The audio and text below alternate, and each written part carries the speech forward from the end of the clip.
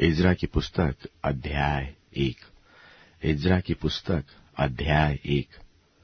फारस के राजा कुस्रू के पहले वर्ष में यहोवा ने फारस के राजा कुस्रू का मन उभारा कि यहोवा का जो वचन यिर्मयाह के मुंह से निकला था वह पूरा हो जाए।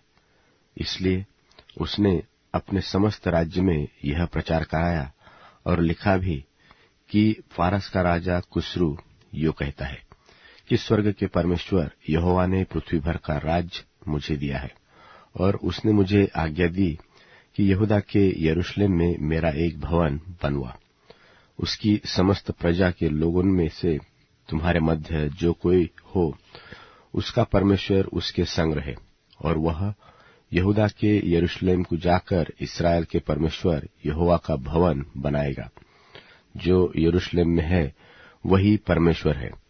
और जो कोई किसी स्थान में रह गया हो, जहां वह रहता हो, उस स्थान के मनुष्य चांदी, सोना, धन और पशु देकर उसकी सहायता करे, और इससे अधिक परमेश्वर के यरूशलेम के भवन के लिए अपनी अपनी इच्छा से भी भेंट चढ़ाए।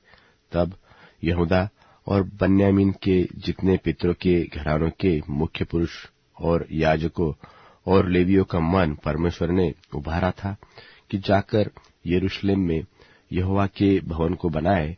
वे सब उठ खड़े हुए, और उनके आसपास सब रहने वालों ने चांदी के पात्र, सेना, धन, पशु और अनमोल वस्तुएं देकर उनकी सहायता की। यह उस सबसे अधिक था जो लोगों ने अपनी अपनी इच्छा से दिया।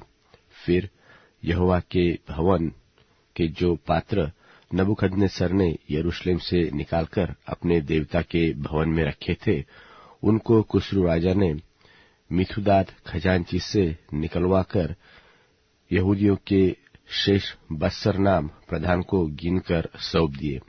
उनकी गिनती यह थी कि अर्थात सोने के 30 और चांदी के 1000 परात और 29 छुरी, सोने के 30 और मध्यम प्रकार के चांदी के 410 कटोरे और प्रकार के पात्र 1000, सोने चांदी के पात्र सब मिलकर 5400 थे।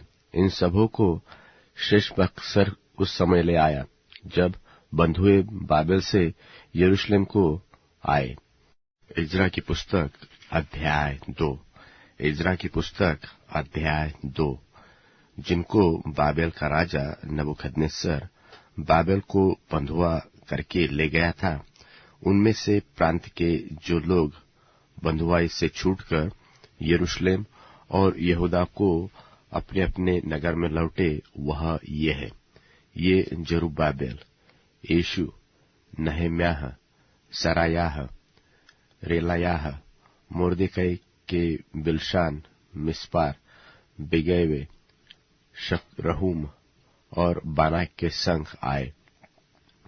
इस्राएली प्रजा के मनुष्यों की यह गिनती है, अर्थात परोश की संतान 2172, शपत्याह की संतान 372, आरह की संतान 775, पहत-मोआब के संतान यीशु और योआब की संतान में से 2812, इलाम की संतान 1254, जत्तू की संतान 945, जक्कै की संतान 760, बानी की संतान 642, बैबे की संतान 623, अजगाद की संतान 1222, अदोनिकाम की संतान 666, बिगवई की संतान 2056, आदिन की संतान 454, यहिजकिया की संतान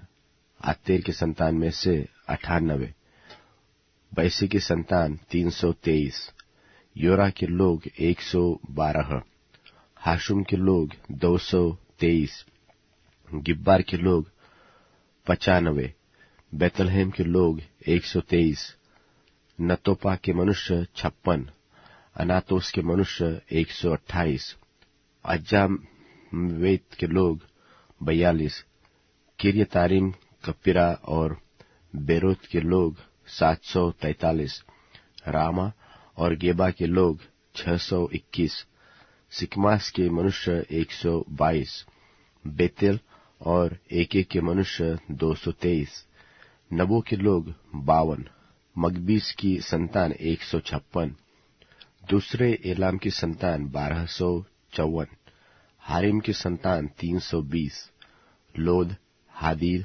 और ओनो के लोग 725, यरीहो के लोग 345, सना के लोग 3630।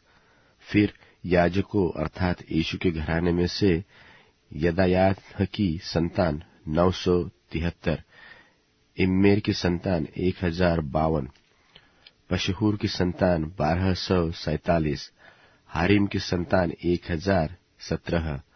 फिर लेवीय अर्थात यीशु की संतान और कदमीएल की संतान होदब्याह की संतान में से 74। फिर गवैयों में से आपस की संतान 128।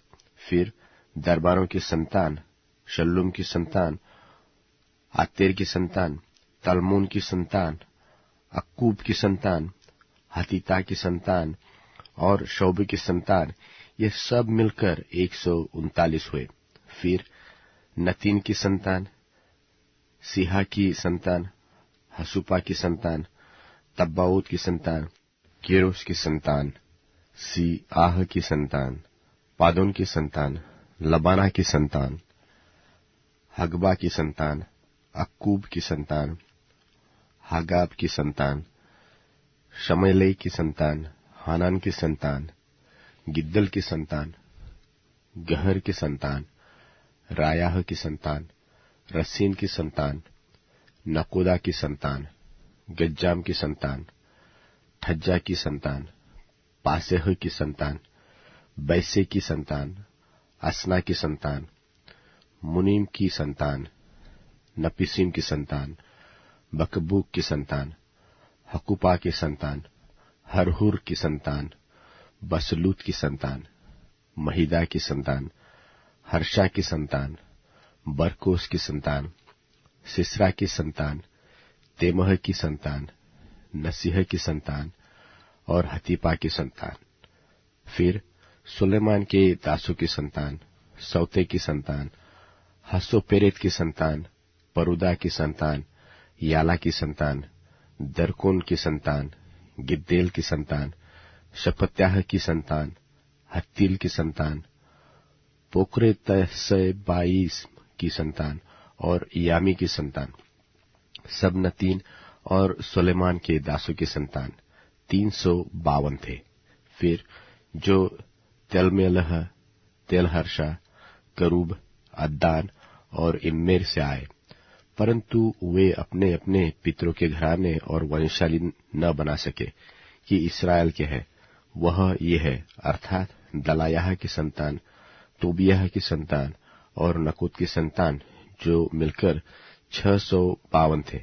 और याजकों की संतान में से हबायाह की संतान, हक्कोम की संतान और बर्जिल्लै की संतान, जिसने गिलादी बर्जिल्लै की एक बेटी को ब्याह लिया और उसी का नाम रख लिया था।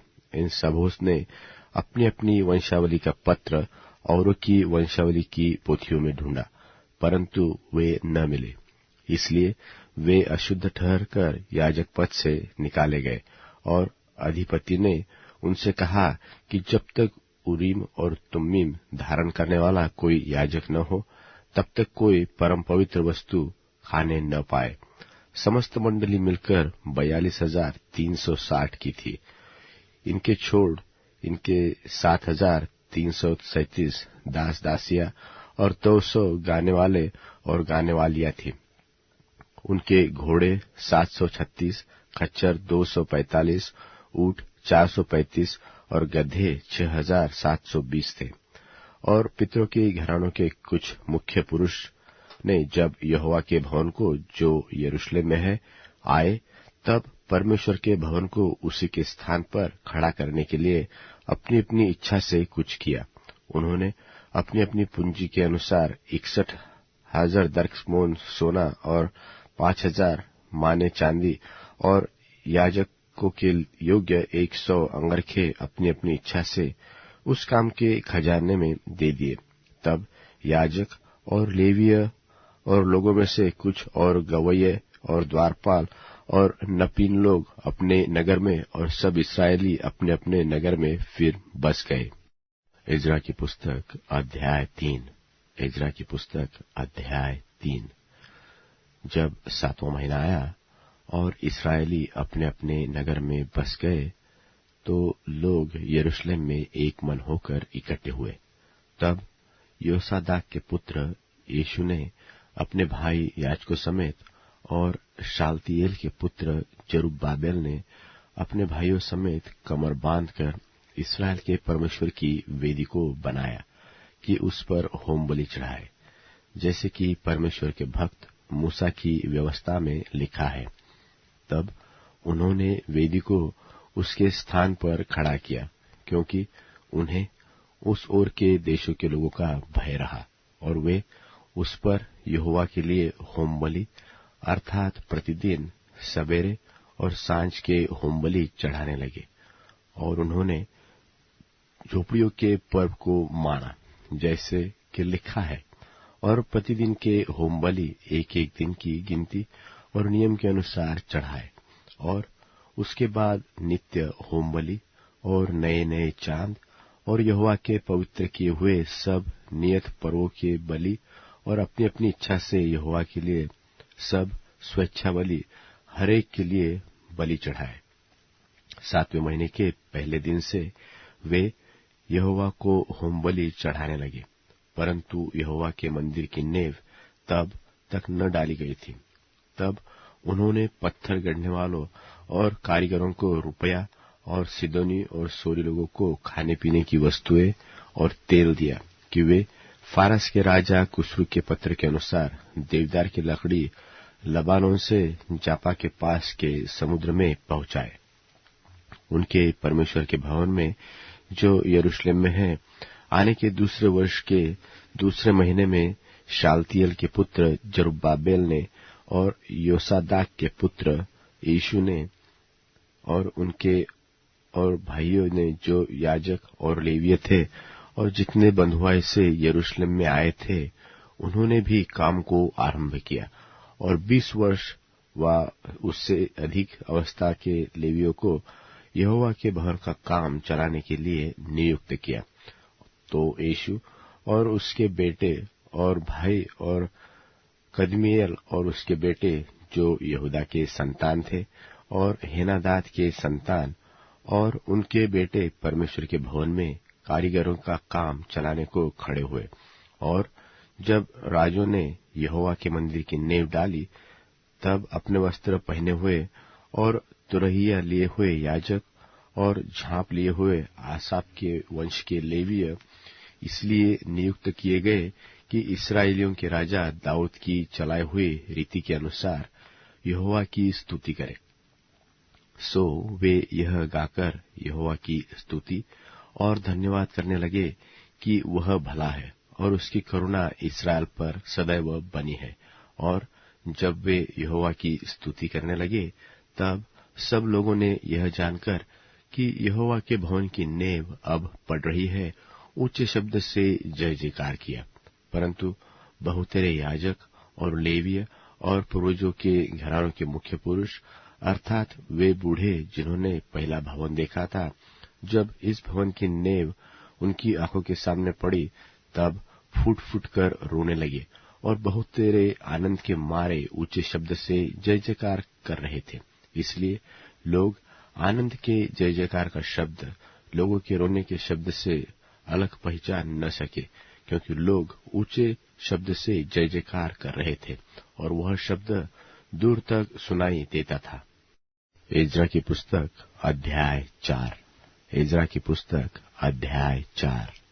जब यहूदा और बन्यामीन के शत्रुओं ने यह सुना कि बंधुआई से छुटे हुए लोग इस्राएल के परमेश्वर यहोवा के लिए मंदिर बना रहे हैं, तब वे जरुब्बाबेल और पूर्वजों के घरानों के मुख्य मुख्य पुरुषों के पास आकर उनसे कहने लगे, हमें भी अपने संग बनाने दो, क्योंकि तुम्हारी नाई हम भी तुम्हारे परमेश्वर की खोज में लगे हुए हैं।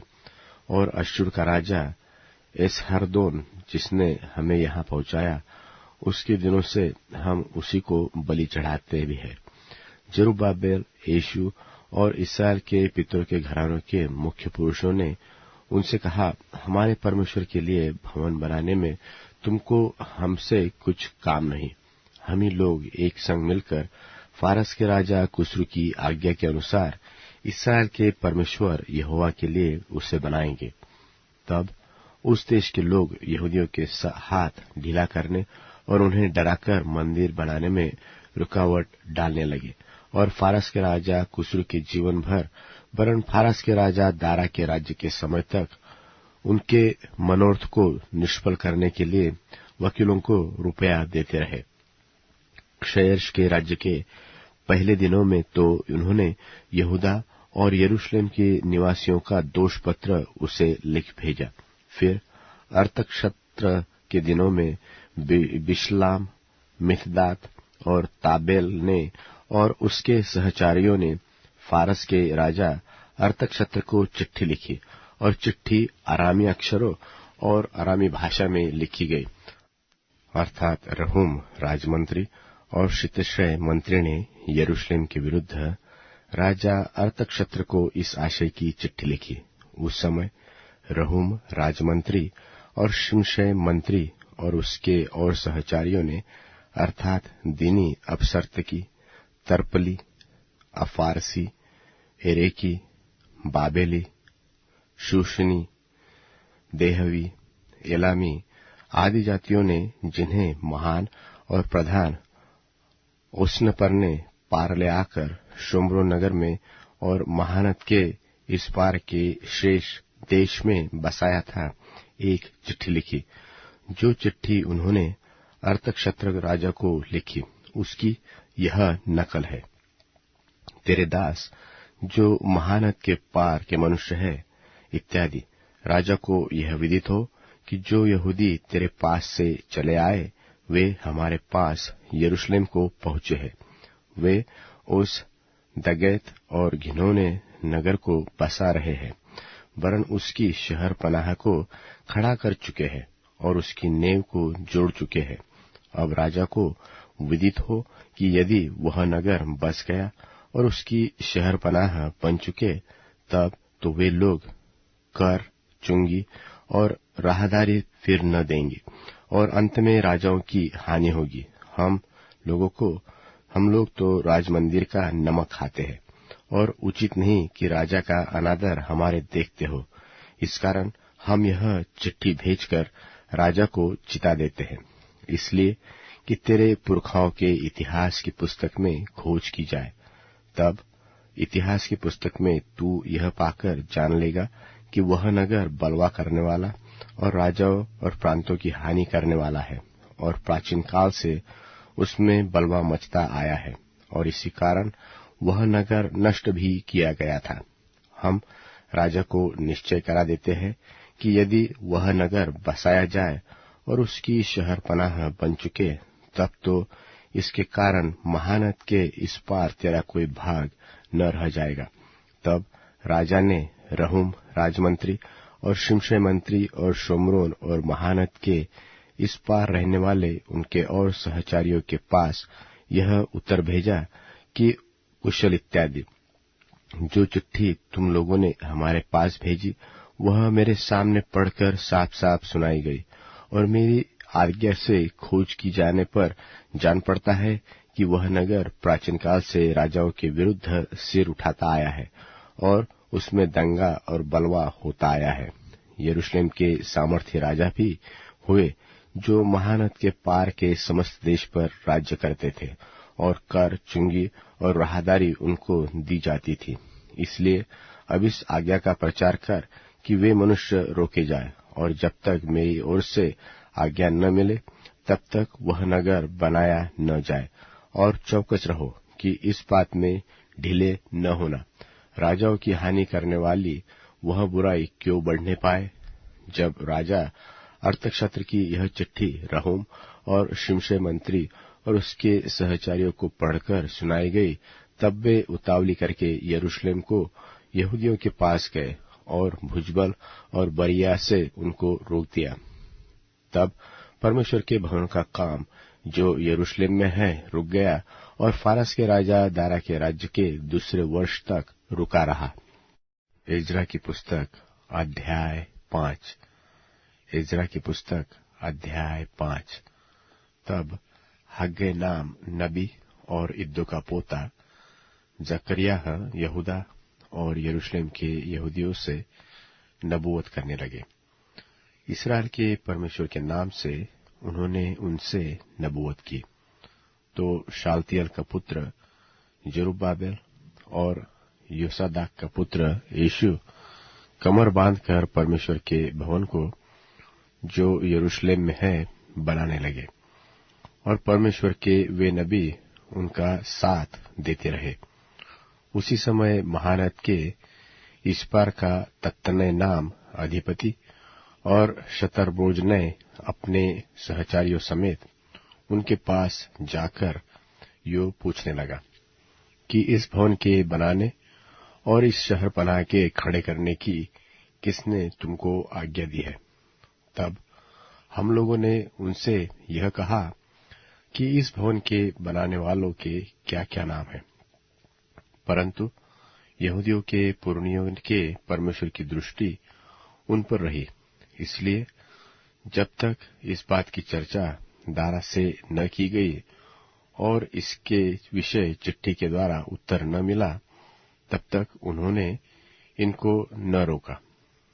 जो चिट्ठी महानद के इस पार के अधिपति तत्तनै और शतरबोजनै और महानद के इस पार के उनके सहचारी अपारसकियों ने राजा दारा के पास भेजी, उसकी नकल यह है। उन्होंने उसको एक चिट्ठी लिखी जिसमें यह लिखा था कि राजा दारा का कुशल क्षेम सब प्रकार से हो।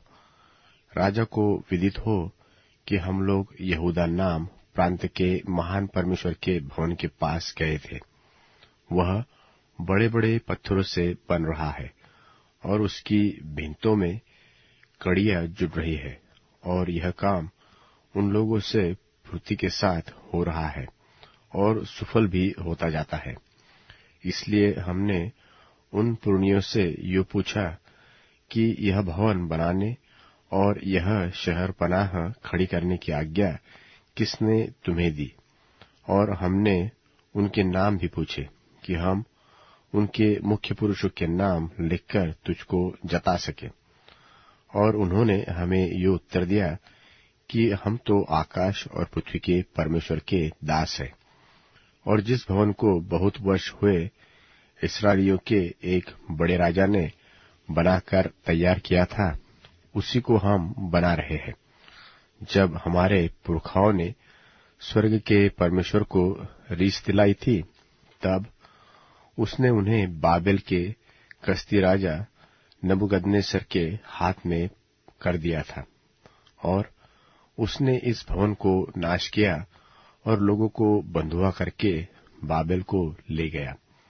परंतु बाबेल के राजा कुस्रू के पहले वर्ष में उसी कुस्रू राजा ने परमेश्वर के इस भवन के बनाने की आज्ञा दी, और परमेश्वर के भवन के जो सोने और चांदी के पात्र नबूकदनेस्सर यरूशलेम के मंदिर में से निकलवाकर बाबेल के मंदिर में ले गया था, उनको राजा कुस्रू ने बाबेल के मंदिर में से निकालकर शेशपस्सर नाम एक पुरुष को, जिसे उसने अधिपति ठहरा दिया था, सौंप दिया।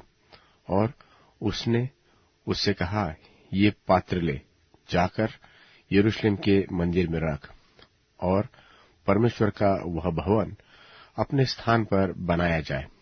तब उसी शेशपस्सर ने आकर परमेश्वर के भवन की जो यरूशलेम में है नींव डाली, और तब से अब तक यह बन रहा है, परंतु अब तक नहीं बन चुका।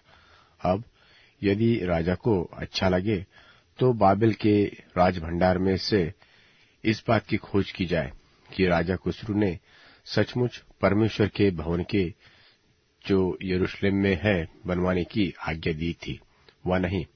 तब राजा इस विषय में अपनी इच्छा हमको बताए। एज्रा की पुस्तक अध्याय 6। एज्रा की पुस्तक अध्याय 6। तब राजा दारा की आज्ञा से बाबेल के पुस्तकालय में, जहां खजाना भी रहता था, खोज की गई और मादे नाम प्रांत के हमता नगर के राजगढ़ में एक पुस्तक मिली, जिसमें यह वृत्तांत लिखा था कि राजा कुस्रू के पहले वर्ष में उसी कुस्रू राजा ने यह आज्ञा दी कि परमेश्वर के भवन के विषय जो यरूशलेम में है, अर्थात वह भवन जिससे बलिदान किए जाते थे, वह बनाया जाए और उसकी नींव दृढ़ता से डाली जाए। उसकी ऊंचाई और चौड़ाई 60-60 हाथ की हो, उसमें 3 रद्दे भारी भारी पत्थरों के हो और एक परत नई लकड़ी का हो, और इनकी लागत राजभवन से दी जाए। और परमेश्वर के भवन के जो सोने और चांदी के पात्र नबूकदनेस्सर ने यरूशलेम के मंदिर में से निकलवाकर बाबेल को पहुंचा दिए थे, वह लौटाकर यरूशलेम के मंदिर में अपने अपने स्थान पर पहुंचाए जाए, और तू उन्हें परमेश्वर के भवन में रख देना। अब हे महानद के पार के अधिपति तत्ने, हे शतरबोजने, तुम अपने सहचारी महानद के पार के अपारस्कियों के समेत वहां से अलग रहो। परमेश्वर के उस भवन के काम को रहने दो।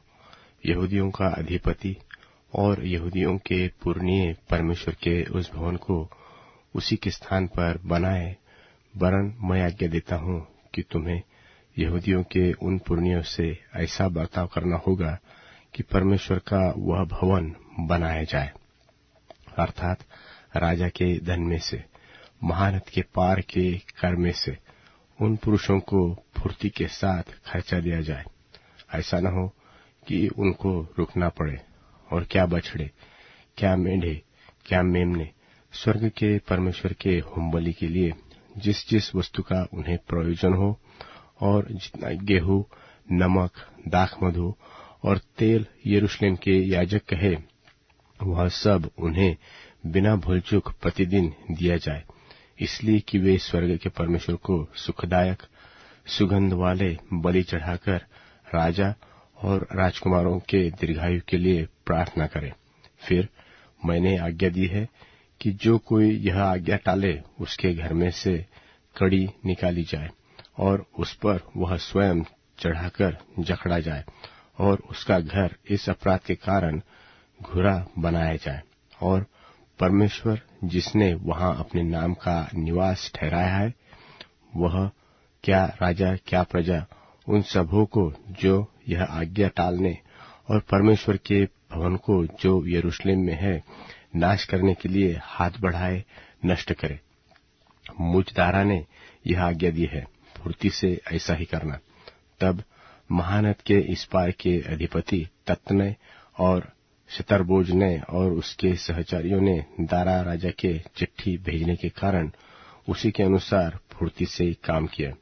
तब यहूदी पुरनिये हग्गे नबी और इद्दो के पोते जकरिया के नबूवत करने से मंदिर को बनाते रहे और कृतार्थ भी हुए, और इस्राएल के परमेश्वर की आज्ञा के अनुसार और फारस के राजा कुस्रू दारा और अर्थक्षत्र की आज्ञाओं के अनुसार बनाते बनाते उसे पूरा कर लिया।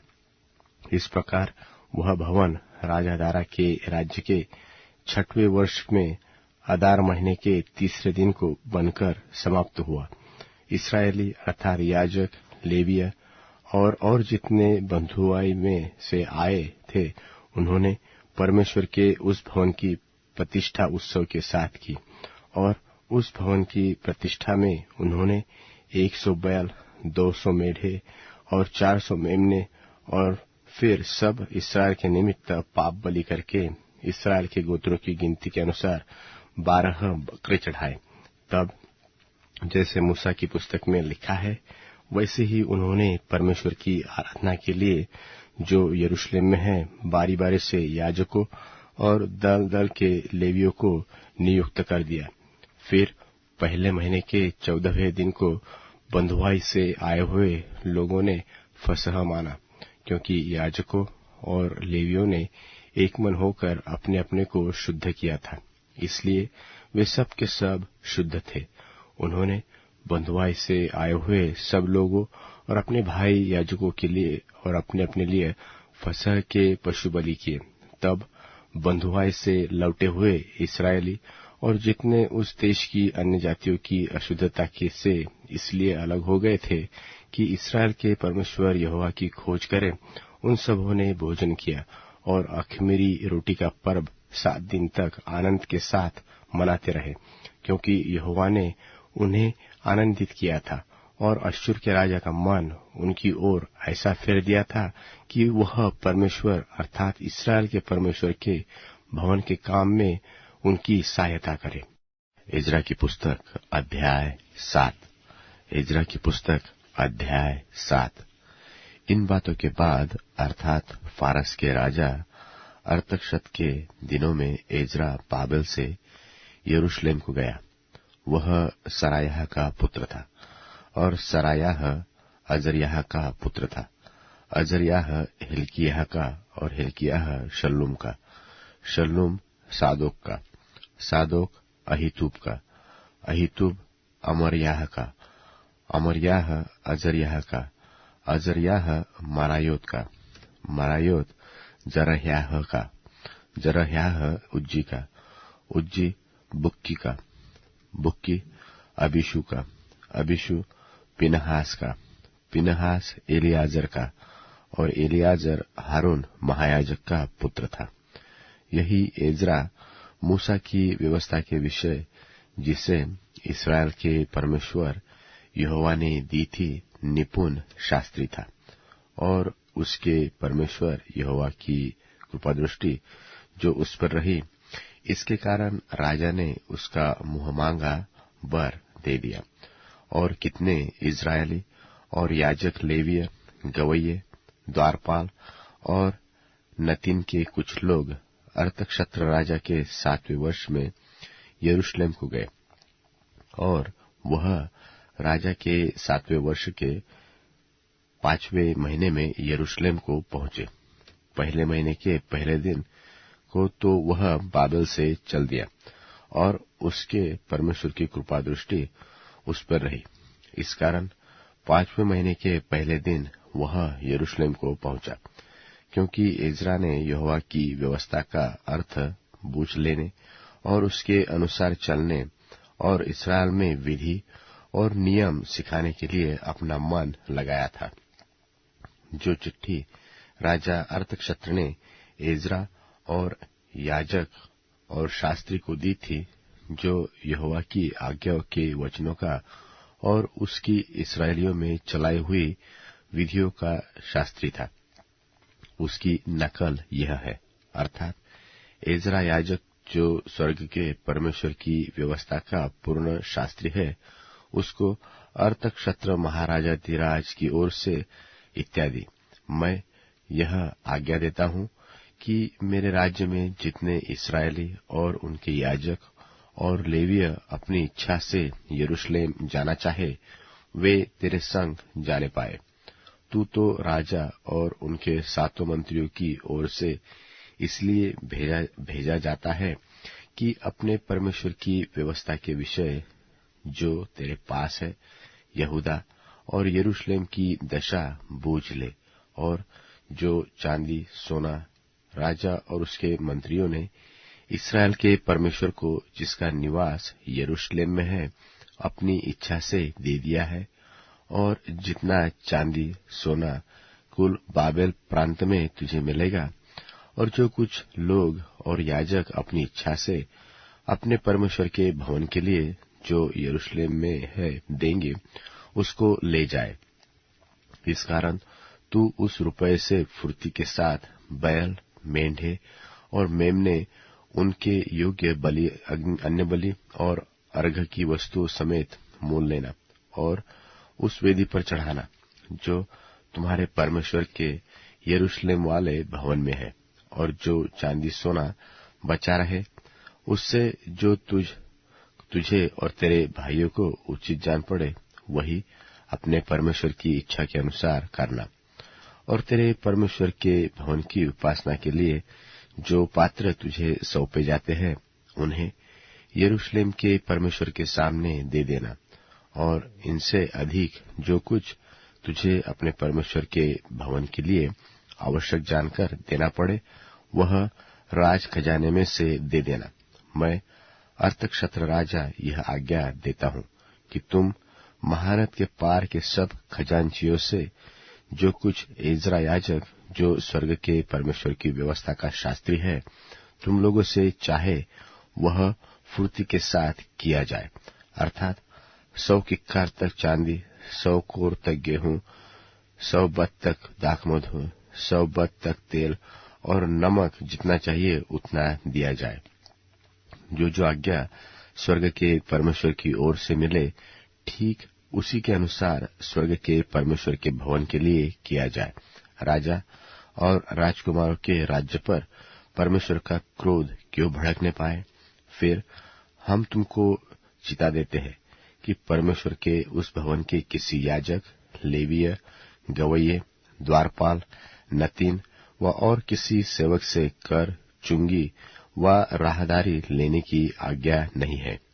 फिर हे इज़रा, तेरे परमेश्वर से मिली हुई बुद्धि के अनुसार जो तुझमें है न्यायियों और विचार करने वालों को नियुक्त कर, जो महानद के पार रहने वाले उन सब लोगों में जो तेरे परमेश्वर की व्यवस्था जानते हो न्याय किया करे, और जो उन्हें न जानते हो उनको तुम सिखाया करो, और जो कोई तेरे परमेश्वर की व्यवस्था और राजा की व्यवस्था न माने उसको दंड फुर्ती से दे दिया जाए, चाहे प्राण दंड, चाहे देश निकाला, चाहे माल जब्त किया जाना, चाहे कैद करना।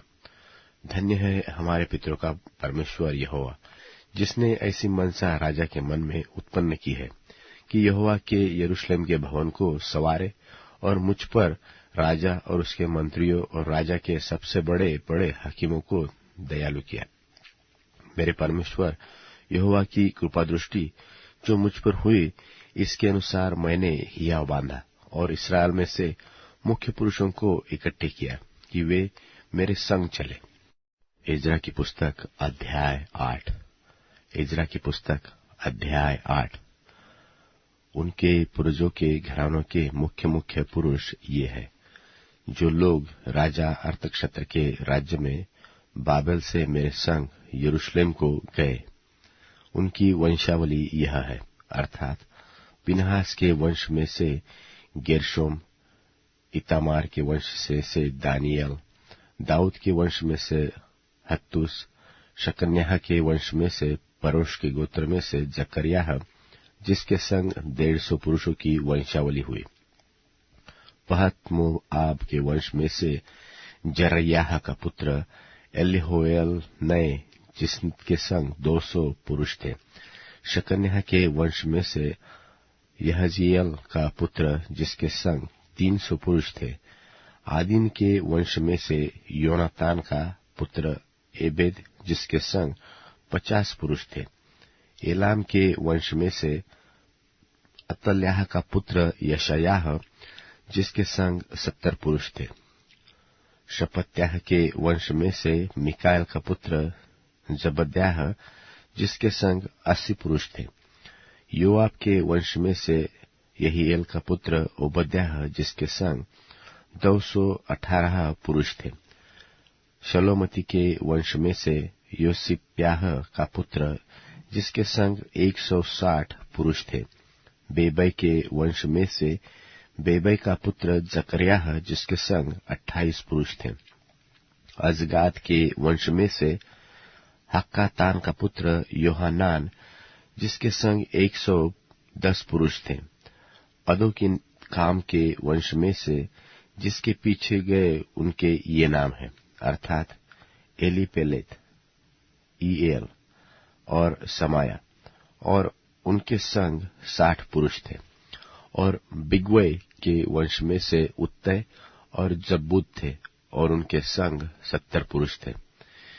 इनको मैंने उस नदी के पास जो हवा की ओर बहती है इकट्ठा कर लिया, और वहां हम लोग 3 दिन डेरे डाले रहे। और मैंने वहां लोगों और याजकों को देख लिया, परंतु किसी लेवियों को न पाया।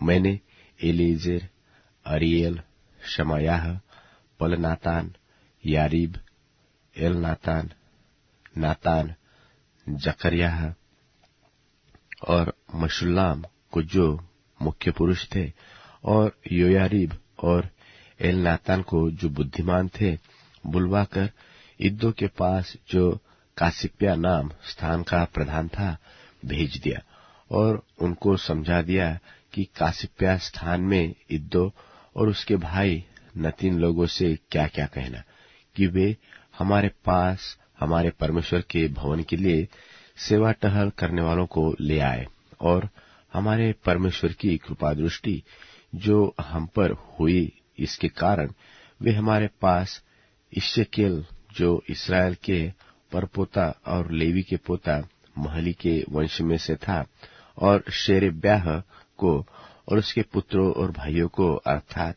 18 जनों को, और हशब्याह को और उसके संग मरारी के वंश में से यशायाह को और उसके पुत्रों और भाइयों को, अर्थात 20 जनों को, और नतीन लोगों में से जिन्हें दाऊद और हाकिमों ने लेवियों की सेवा करने को ठहराया था, 220 नतीनों को ले आए।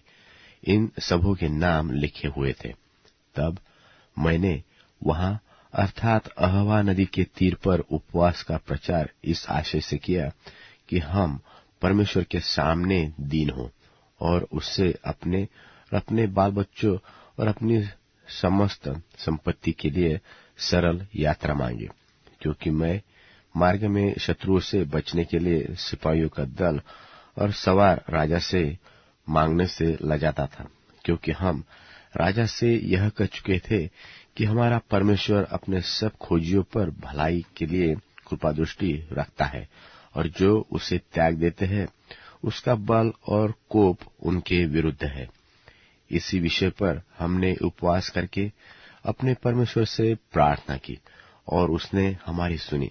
तब मैंने मुख्य याजकों में से 12 पुरुषों को, अर्थात शेरेब्याह, हशब्याह और इनके 10 भाइयों को अलग करके, जो चांदी, सोना और पात्र राजा और उसके मंत्रियों और उसके हाकिमों और जितने इस्राएली उपस्थित थे, उन्होंने हमारे परमेश्वर के भवन के लिए भेंट दिए थे, उन्हें तौलकर उनको दिया। अर्थात मैंने उनके हाथ में 650 किक्कार चांदी और 100 किक्कार चांदी के पात्र और 100 किक्कार सोना, 1000 दरकमोन के सोने के 20 कटोरे और सोने सरीखे अनमोल चोखे चमकने वाले पीतल के 2 पात्र तौलकर दे दिए। और मैंने उनसे कहा, तुम तो यहोवा के लिए पवित्र हो, और ये पात्र भी पवित्र है, और यह चांदी और सोना भेंट का है, जो तुम्हारे पितरों के परमेश्वर यहोवा के लिए प्रसन्नता से दी गई। इसलिए जागते रहो, और जब तक तुम इन्हें यरूशलेम में प्रधान याजकों और लेवियों और इस्राएल के पितरों के घरानों के प्रधानों के सामने यहोवा के भवन की कोठरियों में तौलकर न दो, तब तक इनकी रक्षा करते रहो। तब याजकों और लेवियों ने चांदी, सोने और पात्रों को तौलकर ले लिया कि उन्हें यरूशलेम को हमारे परमेश्वर के भवन में पहुंचाए।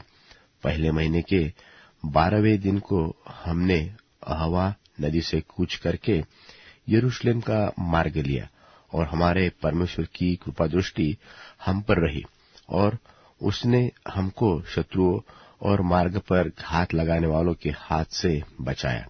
निदान हम यरूशलेम को पहुंचे और वहां 3 दिन रहे। फिर चौथे दिन वह चांदी, सोना और पात्र हमारे परमेश्वर के भवन में उरिय्याह के पुत्र मरेमोत याजक के हाथ में तौल कर दिए गए, और उसके संग पिनहास का पुत्र एलियाजर था, और उनके संग यीशु का पुत्र योजाबाद लेवीय और बित्तुई का पुत्र नोअद्याह लेवीय थे। ये सब वस्तुएं गिनी और तौली गई और उनका तौल उसी समय लिखा गया। जो बंधुआई से आए थे उन्होंने परमेश्वर के इस्राएल के लिए होम बलि चढ़ाए, अर्थात समस्त इस्राएल के निमित्त 12 बछड़े, 96 मेंढे और 77 मेमने और पाप बलि के लिए 12 बकरे। यह सब यहोवा के लिए होम बलि था। तब उन्होंने राजा की आज्ञाएं महानद के इस पार के अधिकारियों और अधिपतियों को दी और उन्होंने इस्राएली लोगों और परमेश्वर के भवन के काम की सहायता की। इज़रा की पुस्तक अध्याय 9। इज़रा की पुस्तक अध्याय 9। जब ये काम हो चुके तब हाकिम मेरे पास आकर कहने लगे, न तो इस्राएली लोग, न याजक, न लेवीय इन और के देशों के लोगों से अलग हुए, वरन उनके से अर्थात कनानियों, हित्तियों, परिज्जियों, यबूसियों, अम्मोनियों, मोआबियों, मिस्रियों और एमोरियों के से घिनौने काम करते हैं, क्योंकि उन्होंने उनकी बेटियों में से अपने और अपने बेटों के लिए स्त्रियां कर ली है और पवित्र वंश इस ओर के देश के लोगों में मिल गया है। वरन हाकिम और सरदार इस विश्वासघात में मुख्य हुए हैं। यह बात सुनकर मैंने अपने वस्त्र और बागे को फाड़ा और अपने सिर और दाढ़ी के बाल नोचे और विस्मित होकर बैठ रहा। तब जितने लोग इस्राएल के परमेश्वर के वचन सुनकर बंधुआई से आए हुए लोगों के विश्वासघात के कारण थरथराते थे, सब मेरे पास इकट्ठे हुए और मैं सांझ की भेंट के समय तक विस्मित होकर बैठा रहा। परंतु सांझ की भेंट के समय मैं वस्त्र और बागा फाड़े हुए उपवास की दशा में उठा, फिर घुटनों के बल झुका और अपने हाथ अपने परमेश्वर यहोवा की ओर फैलाकर कहा, हे मेरे परमेश्वर, मुझे तेरी और अपना मुंह उठाते लाज आती है, और हे मेरे परमेश्वर, मेरा मुंह काला है, क्योंकि हम लोगों के अधर्म के काम हमारे सिर पर बढ़ गए हैं और हमारा दोष बढ़ते बढ़ते आकाश तक पहुंचा है। अपने पुरखाओं के दिनों से लेकर आज के दिन तक हम सब बड़े दोषी हैं और अपने अधर्म के कामों के कारण हम अपने राजाओं और याजकों समेत देश देश के राजाओं के हाथ में किए गए कि तलवार, बंधुआई, लुट जाने और मुंह काला हो जाने की विपत्तियों में पड़े, जैसे कि आज हमारी दशा है। और अब थोड़े दिन से हमारे परमेश्वर यहोवा का अनुग्रह हम पर हुआ है कि हम में से कोई बच निकले और हमको उसके पवित्र स्थान में एक खूंटी मिले और हमारा परमेश्वर हमारी आंखों में ज्योति आने दे और दासत्व में हमको कुछ विश्रांति मिले। हम दास तो है ही, परंतु हमारे दासत्व में हमारे परमेश्वर ने हमको नहीं छोड़ दिया, वरन फारस के राजाओं को हम पर ऐसे कृपालु किया कि हम नया जीवन पाकर अपने परमेश्वर के भवन को उठाने और इसके खंडहरों को सुधारने पाए, और हमें यहूदा और यरूशलेम में आड़ मिली। और अब हे हमारे परमेश्वर, इसके बाद हम क्या कहें?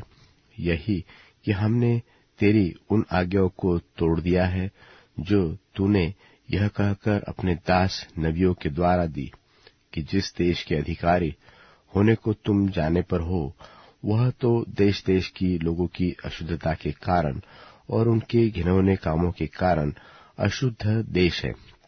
उन्होंने तो उसे एक सिवाने से दूसरे सिवाने तक अपनी अशुद्धता से भर दिया है। इसलिए अब तू न तो अपनी बेटियां उनके बेटों को ब्याह देना और न उनकी बेटियों से अपने बेटों का ब्याह करना और न कभी उनका कुशल क्षेम चाहना, इसलिए कि तुम बलवान बनो और उस देश के अच्छे अच्छे पदार्थ खाने पाओ और उसे ऐसा छोड़ जाओ कि वह तुम्हारे वंश का अधिकार सदैव बना रहे।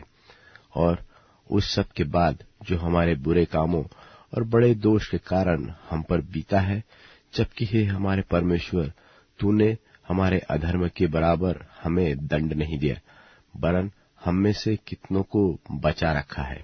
तो क्या हम तेरी आज्ञाओं को फिर से उल्लंघन करके इन घिनौने काम करने वाले लोगों से समधियाना का संबंध करें? क्या तू हम पर यहाँ तक कोप न करेगा जिससे हम मिट जाए, और न तो कोई बचेगा और न कोई रह जाएगा? हे इस्राएल के परमेश्वर यहोवा, तू तो धर्मी है, हम बचकर मुक्त हुए हैं। जैसे कि आज वर्तमान है, देख हम तेरे सामने दोषी है, इस कारण कोई तेरे सामने खड़ा नहीं रह सकता। एज्रा की पुस्तक अध्याय 10। एज्रा की पुस्तक अध्याय 10। जब एज्रा परमेश्वर के भवन के सामने पड़ा रोता हुआ प्रार्थना और पाप का अंगीकार कर रहा था, तब इस्राएल में से पुरुषों, स्त्रियों और लड़के वालों की एक बहुत बड़ी मंडली उसके पास इकट्ठा हुई, और लोग बिलक बिलक कर रो रहे थे। तब यहीएल का पुत्र शकन्याह, जो एलाम की संतान में का था, एज्रा से कहने लगा, हम लोगों ने इस देश के लोगों में से अन्य जाति स्त्रियां ब्याह कर अपने परमेश्वर का विश्वासघात तो किया है, परंतु इस दशा में भी इस्राएल के लिए आशा है। अब हम अपने परमेश्वर से यह वाचा बांधे कि हम अपने प्रभु की सम्मति और अपने परमेश्वर की आज्ञा सुनकर थरथराने वालों की सम्मति के अनुसार ऐसी सब स्त्रियों को और उनके लड़के बालों को दूर करे, और व्यवस्था के अनुसार काम किया जाए। तू उठ, क्योंकि यह काम तेरा ही है और हम तेरे साथ हैं, इसलिए हिया बांधकर इस काम में लग जा। तब एज्रा उठा और याजकों, लेवियों और सब इस्राएलियों के प्रधानों को यह शपथ खिलाई कि हम इसी वचन के अनुसार करेंगे, और उन्होंने वैसी ही शपथ खाई। तब एज्रा परमेश्वर के भवन के सामने से उठा और एल्याशिब के पुत्र योहाना की कोठरी में गया, और वहां पहुंचकर न तो रोटी खाए न पानी पिया, क्योंकि वह बंधुआई में से निकल आए हो के विश्वासघात के कारण शोक करता था। तब उन्होंने यहूदा और यरूशलेम में रहने वाले बंधुआई में से आए हुए सब लोगों से यह प्रचार कराया कि तुम यरूशलेम में इकट्ठे हो, और जो कोई हाकिमों और पुरनियों की सम्मति न मानेगा और 3 दिन के भीतर न आए, तो उसकी समस्त धन संपत्ति सत्यानाश की जाएगी, और वह आप बंधुआई आए हो की सभा से अलग किया जाएगा। तब यहूदा और बन्यामीन के सब पुरुष 3 दिन के भीतर यरूशलेम में इकट्ठे हुए। यह तो 90 महीने के 20वें दिन में हुआ, और सब लोग परमेश्वर के भवन के चौक में उसके विषय के कारण और झड़ी के मारे कांपे हुए बैठे रहे। तब एज्रा याजक खड़ा होकर उनके कहने लगा, तुम लोगों ने विश्वासघात करके अन्य जाति स्त्रियां ब्याह ली, और इससे इस्राएल का दोष बढ़ गया है।